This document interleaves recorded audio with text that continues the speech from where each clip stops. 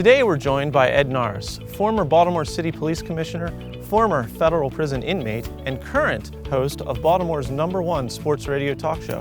He'll tell us the ups and downs of his career and how he actually held the 9/11 bombing plans in his hands before it actually happened. So hit that like button and subscribe and enjoy the show.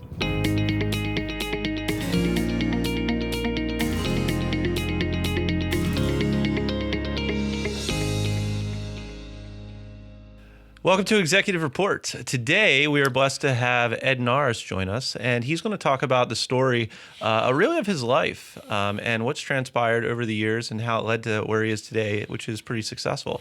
So I know everyone in the Baltimore, Maryland area already knows the name and knows the story, but for those that are joining us from around the country and even internationally, I'll read a quick little bio just so you have an idea of what we're talking about.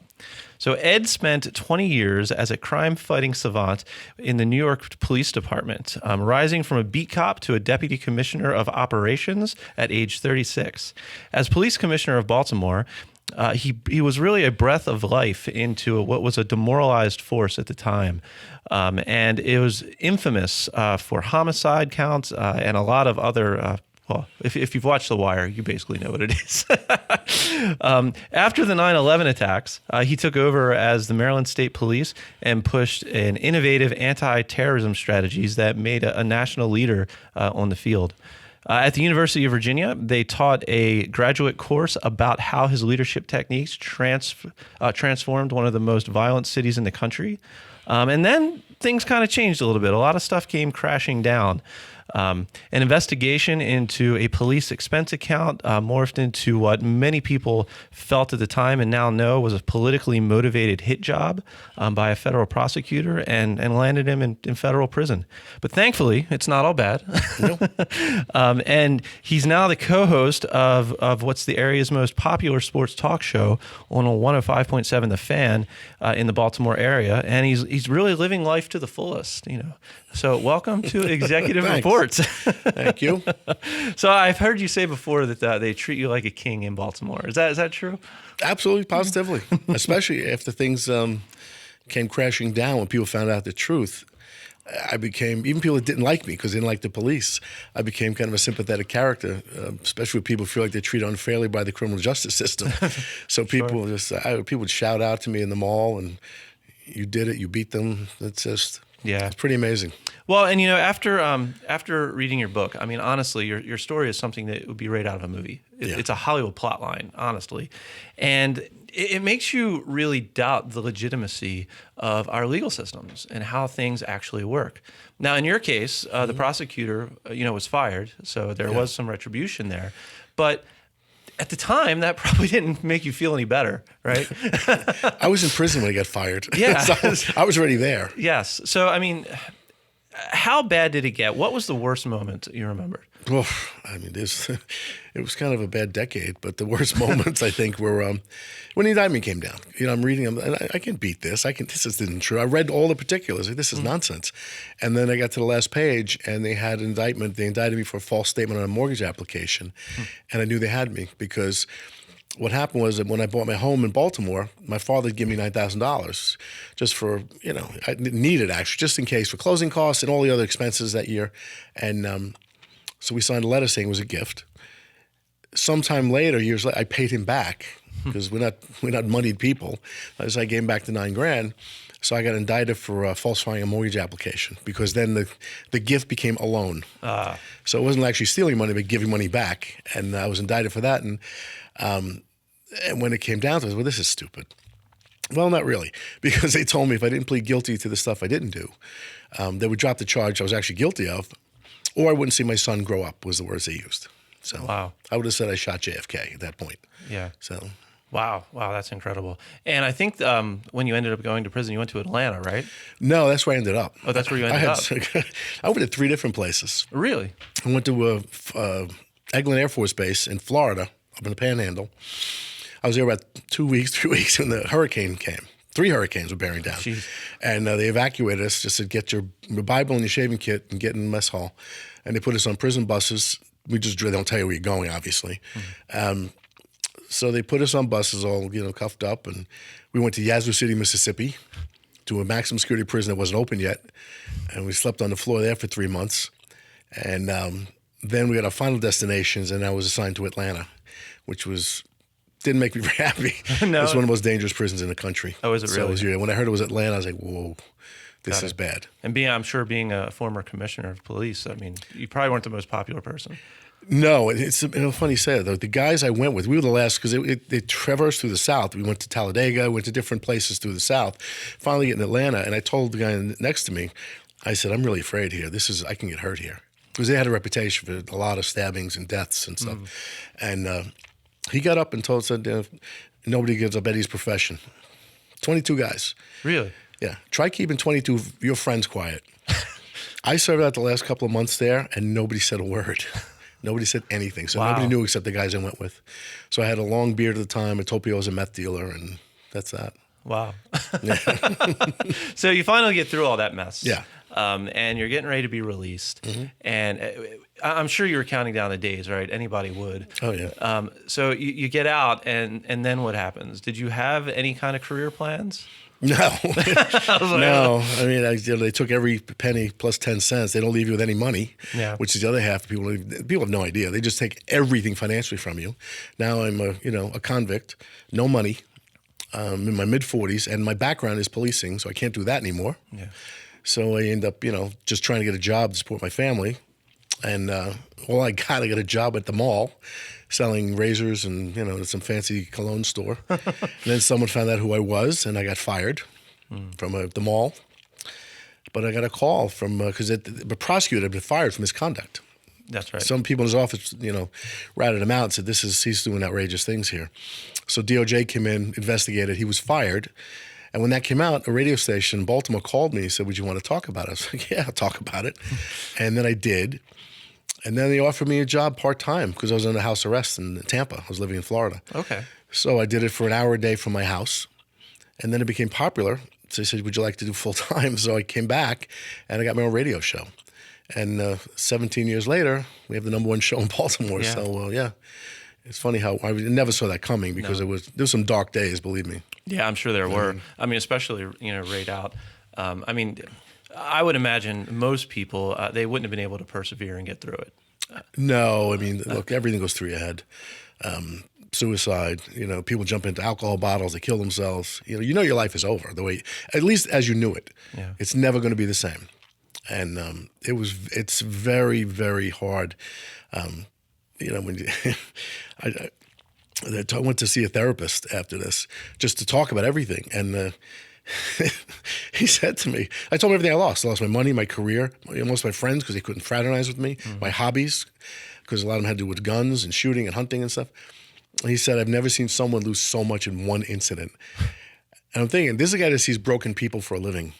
And I am the worst case you've ever seen, and it didn't make me feel much better. So it was a tough climb. Yeah. But something had to keep you motivated. I mean, did you have something in your mind that says, if I can only get to this point or see this person or something? Well, yeah, I'm a native New Yorker, so tell me I can't do something. So, yeah, that's what kept me motivated. And my son, I have a family. My son was very young at the time. Had to support him. Yeah. So, you gotta do what you gotta do. Got it. So you really had no idea you were going to end up in radio? Not in a million years. And I'm really curious, when you started part-time, did you anticipate something more would come out of it? Or you're like, this? No, I was just happy to have a job. I was just happy to earn a living because I was not, I had no prospects. The only thing that kept me employed was The Wire. I was an actor on The Wire, and David Simon was really good to me. He gave me a lot of acting roles in the 4th and 5th seasons, which kept some money coming in. Okay. But other than that, I had nothing, and The Wire was not going to go on forever. No. So, he kept me afloat for a little bit, and I fell into radio. And then that's my new career. And then I do local television here on the local Fox 45. I do news, and I do the radio, and I've just got other acting roles out of this. So. Excellent. Yeah. I'm curious, what other acting roles?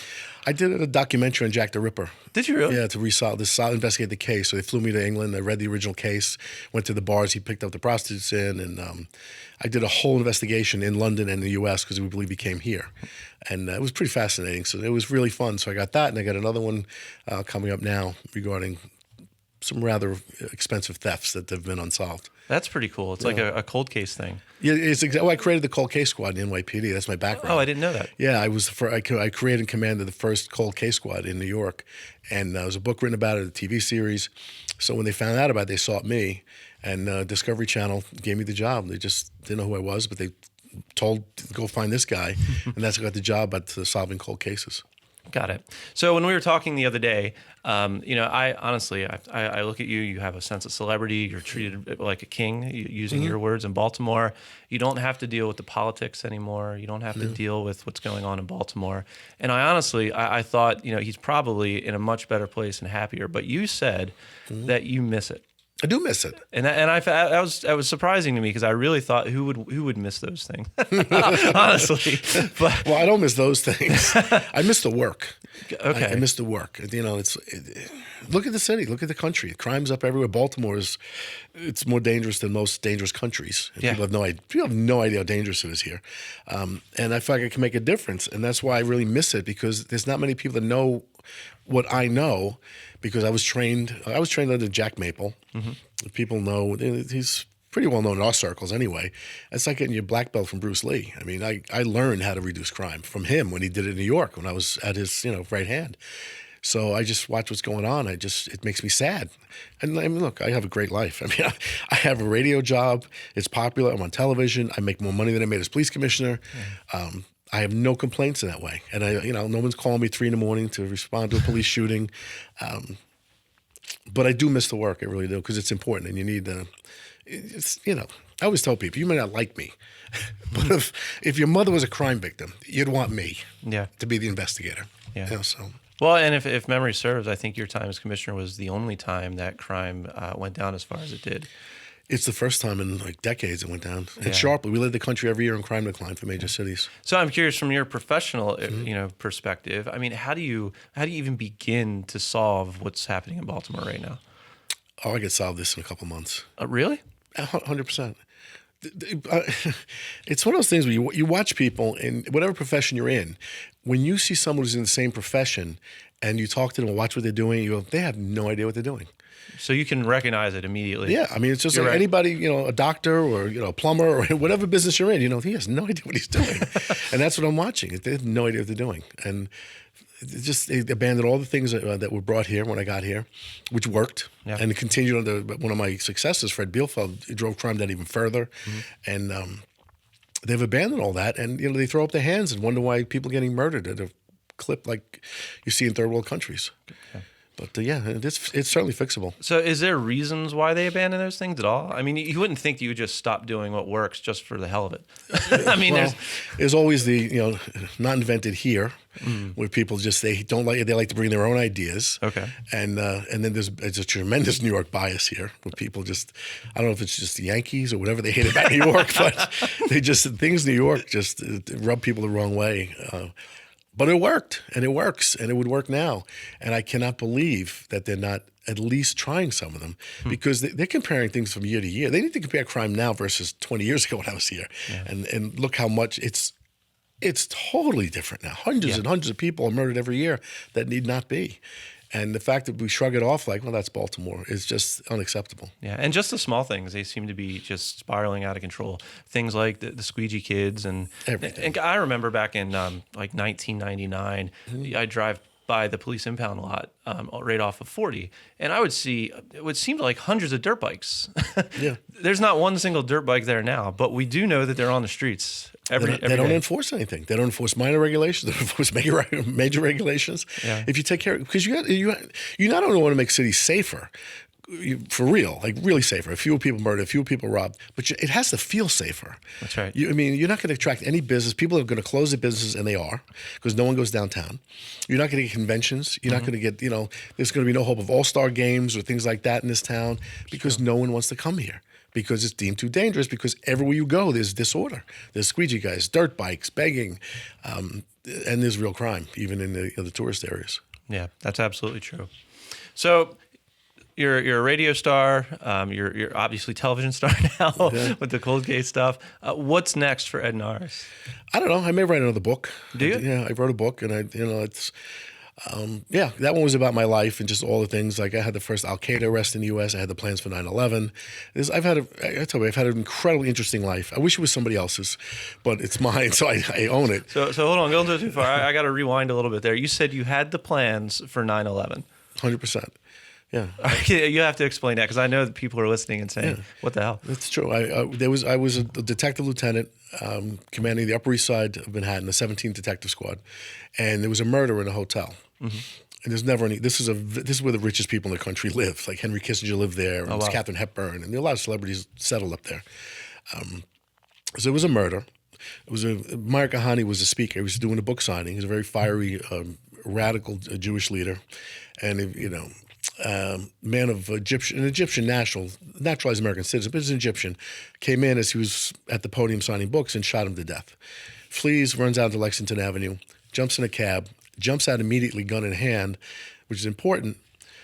Uniformed police officer sees him. They get in a gun battle, both wounded, both live. So we go through his papers, and in there I find a note, a piece of paper, with every elected official in New York State who happened to be Jewish. It's like, well, that's odd. Yeah. There was a search warrant on his house. And who answered the door at 1 o'clock in the morning? 2 other Egyptian men. Not surprised to see the police there. Happened to be cab drivers at the scene at the time of the shooting, they admit. He jumped in the wrong cab. Oh, I see. That was his getaway car, and then he missed it because they would shoot around the corner by Meet Mates and move. And we locked them up for murder. And then we did a search warrant. And in there, we found all kinds of stuff. I didn't know what it was because it was mostly in Arabic. So, but there were pictures with bomb-making manuals, thousands of rounds of ammunition, surveillance photos of our landmarks, police headquarters, FBI building, the Trade Center, Brooklyn Bridge. So I went to brief the chief of detectives the next morning, and I told him. He said, "Can you tell me these are lone gunmen?" I said, "No, of course not." I said, "I don't know what I have, but it's big." I said, "They have 3 people for murder. I have all this stuff I can't read, but I know it's something."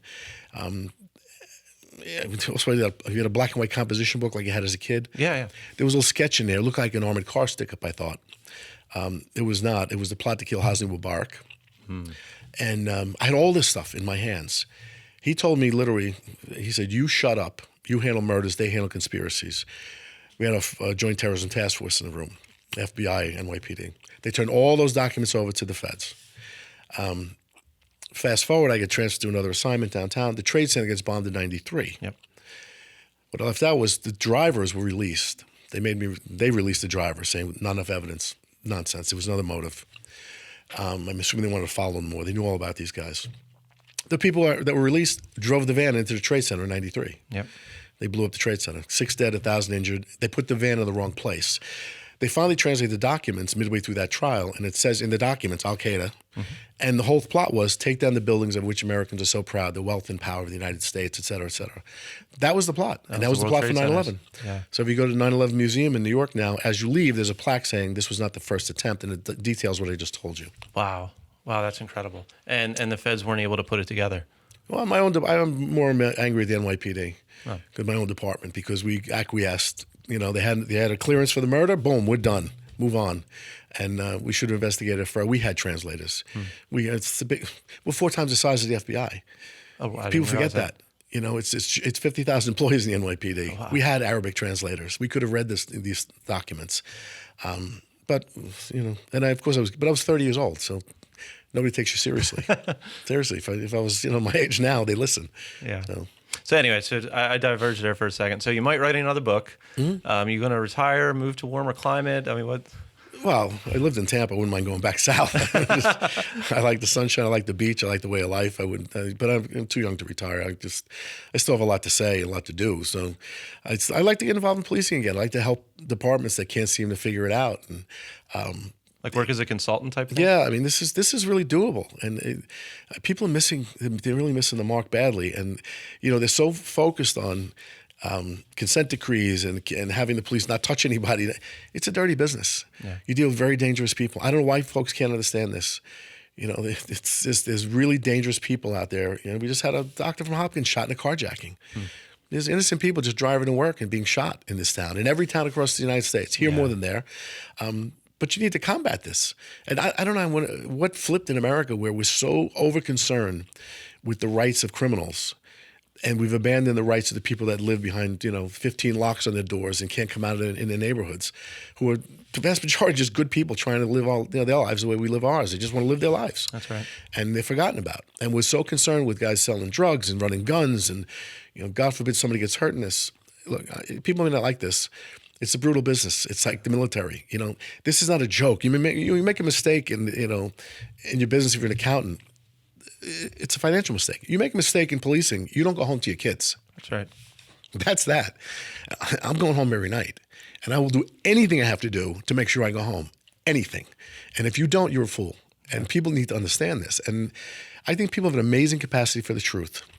If you tell people this and show them, put them through the simulators, put them through what we go through when you're trying to decide shoot, don't shoot, and I brought the whole media corps here once. They shot everybody. Yeah. It's a very tough thing to do, and people need to be educated, and police need to be the police again. They're not report takers, and you can't be. We don't need clerks. We need warriors. We need police officers. And we've walked away from that. Ironically, I have a friend whose name is Thor, and he actually does simulation. He runs an association, and he does simulations for police officers and other things. Yeah, and he does a great job of it. And that's exactly what he says. Oh, really? People don't understand until they're in the situation, and he does like I said, he does a great job. But Ed, I thank you so much for coming. It's been a pleasure being here. For all you people out there that are listening, hit that like button, hit the subscribe, and share it the best you can. And hopefully we'll see you again sometime. Yeah, you will. Thanks. Right.